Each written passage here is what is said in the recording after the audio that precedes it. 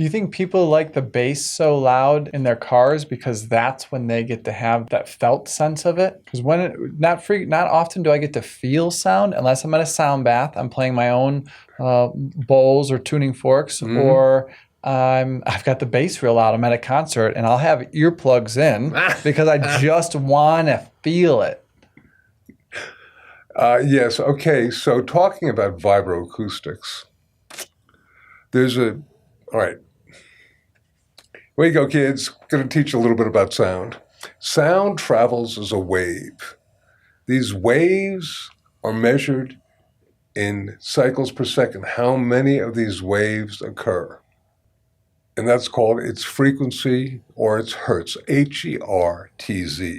So if it creates 100 waves a second, it's 100 cycles a second or 100 hertz.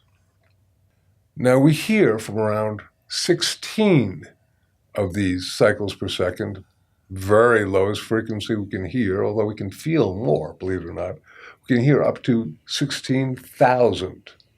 But our finny friends in the ocean, the dolphins, can hear upwards of 880,000, which is more than 10 times our highest level of hearing, let alone being able to make a sound. So just because something is not audible doesn't mean that there isn't a sound being made, which is very, very important.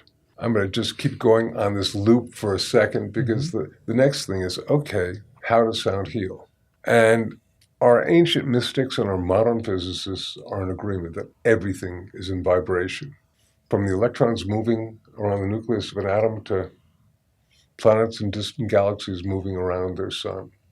They're all putting out a vibration. Conceptually, if it's a vibration, then it can be perceived as being a sound, even though it's out of our spec of hearing.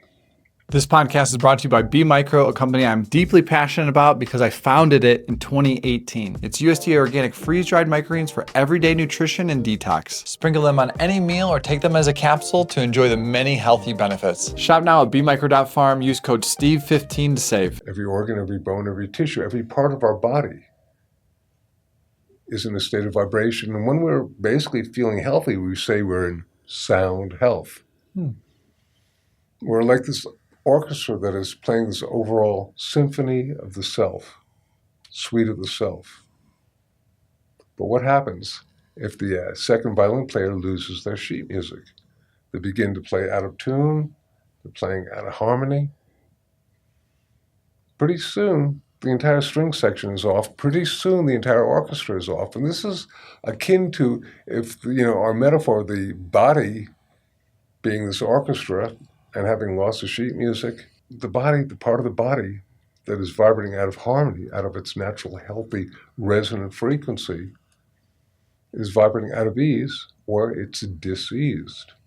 And the idea of using sound to basically put the body back into its normal, healthy resonance is the basic idea of using sound as a healing modality. But I'm also going to suggest that this is not only sound, but almost every holistic therapy that I know of, whether it's working with plants, plant medicine, chromotherapy, which is light, acupuncture, chiropractic, the idea of restoring balance to that part of the body, brain, or energy field is basically predominantly found in sound. But the idea is sound travels as a waveform. And you're saying about the sound that where you can really feel it, right? It's usually the low frequencies. There is a sweet spot, probably about 30 of these cycles a second to around 60, going up to 90, and maybe ultimately 120.